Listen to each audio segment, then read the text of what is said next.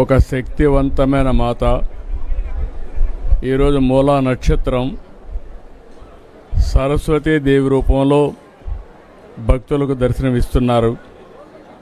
ఈ సందర్భంగా నేను ఈరోజు ప్రభుత్వం తరపున పట్టు వస్త్రాలు దుర్గమ్మ తల్లికి ఇవ్వడం నా అదృష్టంగా భావిస్తున్నా.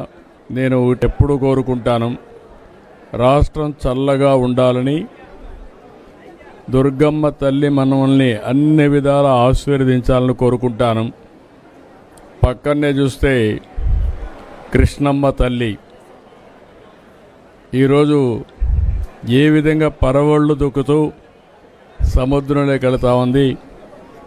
రాష్ట్రాన్ని సుభిక్షం చేసే పరిస్థితికి వచ్చింది.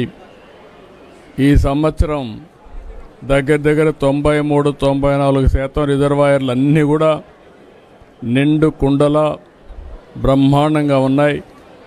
ఒక జలకళ సంతరించుకున్నది. అదే సమయంలో నేను ఎప్పుడు కూడా దుర్గమ్మ తల్లిని కోరేది, రాష్ట్రంలో ఉండే ప్రజలందరూ కూడా సుఖ సంతోషాలతో ఉండాలని, అందరినీ అన్ని విధాలా ఆశీర్వదించమని ఒక శక్తి మాత అయినటువంటి దుర్గమ్మ తల్లిని కోరుకుంటాను.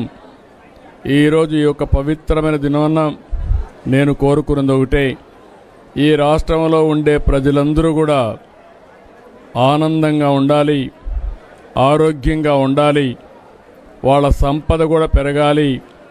అదే మరి ఎవ్వరూ ఇబ్బందులు లేకుండా సుఖ సంతోషాలతో ఉండేట్టుగా ఆశీర్వదించమని కోరుకున్నాను. ఈరోజు ఇక్కడ చూస్తే మేనేజ్మెంట్ కూడా చాలా సిస్టమేటిక్గా పనిచేస్తున్నారు. ఇప్పటికి 8 లక్షల మంది భక్తులు వచ్చి దుర్గమ్మ యొక్క ఆశీస్సులు తీసుకున్నారు. ఈరోజే దగ్గర 1,20,000 మంది ఇప్పటికే దుర్గమ్మ తల్లిని దర్శించుకుని ఆశీస్సులు పొందారు. ఇక్కడ కూడా అన్ని ఏర్పాట్లు చాలా సిస్టమేటిక్గా జరుగుతున్నాయి. ఇంకా ఏ ఒక్క భక్తులకు కూడా ఇబ్బంది లేకుండా సుజావుగా చేయడానికి ఏమేం చేయాలనో అన్ని చర్యలు తీసుకుంటామని చెప్పి కూడా హామీ ఇస్తున్నాను. ఒక పవిత్రత ముఖ్యం. పవిత్రతను కాపాడుకుంటూనే ఎంతమంది భక్తుల్ని ఏ విధంగా దర్శనానికి అవకాశం ఇవ్వాలని అది కూడా చేస్తాం.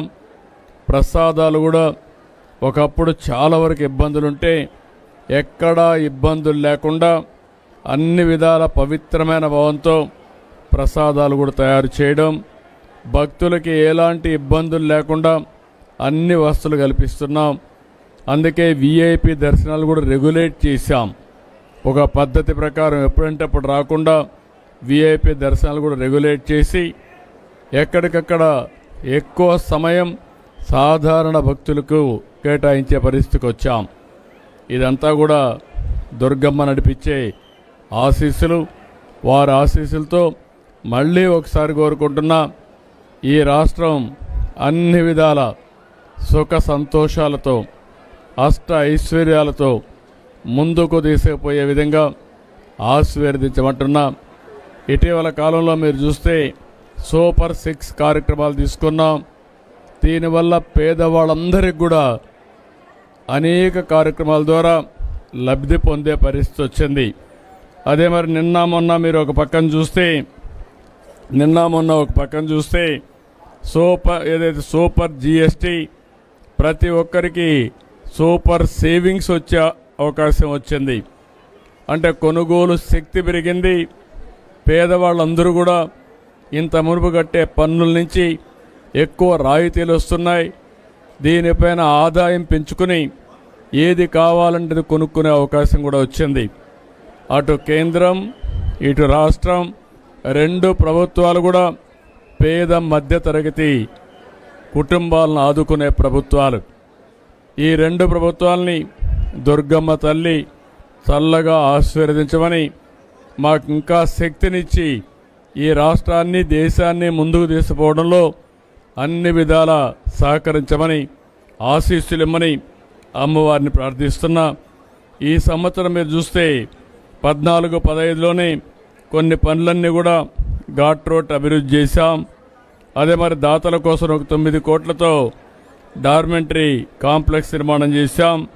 మండపంలో 4 హై స్పీడ్ లిఫ్ట్లు ఏర్పాటు చేశాం. పుష్కరాల సందర్భంగా 1000 కోట్ల రూపాయలు ఖర్చు పెట్టి ఘాట్లు అదే మాదిరిగా అనేక అభివృద్ధి కార్యక్రమాలు చేశాం. ఈరోజు మళ్ళీ 1500 మంది సామర్థ్యంతో 25 కోట్లతో నిర్మిస్తున్నటువంటి అన్నప్రసాద భవనం 6 నెలల్లో పూర్తవుతుంది. ఇంకొక పక్కన నూతన ప్రసాదం తయారు చేసే సదుపాయాన్ని కూడా 27 కోట్ల రూపాయలు ఖర్చు పెట్టి 3 నెలల్లో పూర్తి చేస్తాం. ఇది కాకుండా ప్రధాన ఆలయానికి సమీపంలోని పూజలు సేవల కోసం ఒక 5,50,00,000 రూపాయలు ఖర్చు పెట్టి పూజా మండపాన్ని నిర్మాణం చేస్తాం.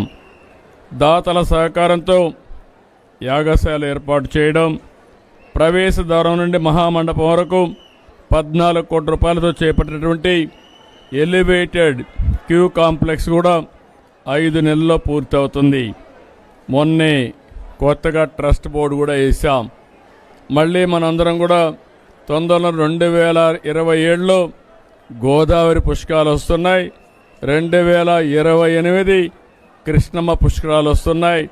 ఈ 2 పుష్కరాలు కూడా ఘనంగా చేసుకుని ఒక పక్క దేవతల్ని దేవుళ్ళని ఆరాధించడమే కాకుండా ప్రకృతిని కూడా ఆరాధిస్తూ ముందుకు పోయే సాంప్రదాయం మంది. ఆ సాంప్రదాయానికి శ్రీకారం చుడుతూ అన్ని విధాల మనం ఆనందంగా ఉండాలంటే దేవతల దేవుళ్ళ యొక్క ఆశీర్వాదాలు కావాలి. ఎప్పుడు కూడా దుర్గమ్మను మనం ఒకటే కోరుకుంటాం, దుష్ట శక్తుల్ని అంతం చేసి అందరినీ కాపాడే తల్లి శక్తిపీఠం, శక్తివంతమైన తల్లి దుర్గమ్మ తల్లి. ఆ తల్లిని ఒకటే కోరుకున్నాం. ఈరోజు మేమందరం చేసే ఈ మంచి పనికి అన్ని విధాలా సహకరించామని మరొకసారి ఆ తల్లిని కోరుకుంటూ, ఈరోజు భక్తులకి ఎలాంటి సౌకర్యాలు లేకుండా ఇంకా ఒక 4వ తారీఖు వరకు దగ్గర ఇంకొక 8 లక్షల మంది వస్తారని ఆశిస్తున్నాం. మొట్టమొదటిసారిగా విజయవాడ ఫెస్టివల్స్ కూడా దీంతో కలిపి చేస్తున్నారు. ఒకప్పుడు దసరా ఉత్సవాలంటే కలకత్తా గుర్తొచ్చేది, లేకపోతే మైసూరు గుర్తొచ్చేది. ఈ సంవత్సరం నుంచి దసరా ఉత్సవాలంటే దేశ విదేశాల్లో గుర్తొచ్చే విధంగా విజయవాడ ఫెస్టివల్స్ ఉంటాయి, విజయవాడ దసరా ఉత్సవాలు ఉంటాయని చెప్పి కూడా నేను మీకు తెలియజేసుకుంటూ, ఆ దసరా ఉత్సవాల్ని బ్రహ్మాండంగా సెలబ్రేట్ చేస్తున్నటువంటి విజయవాడ నాయకులందరినీ పేరు పేరున అధికారుల్ని నాయకుల్ని పేరు అభినందిస్తున్నా. వాళ్ళందరికీ కూడా దుర్గమ్మ తల్లి సహకరించి సుజావుగా జరపడానికి అన్ని విధాల ఆశీర్వదించవలసిందిగా కోరుకుంటూ అందరికీ నమస్కారాలు. జై హింద్.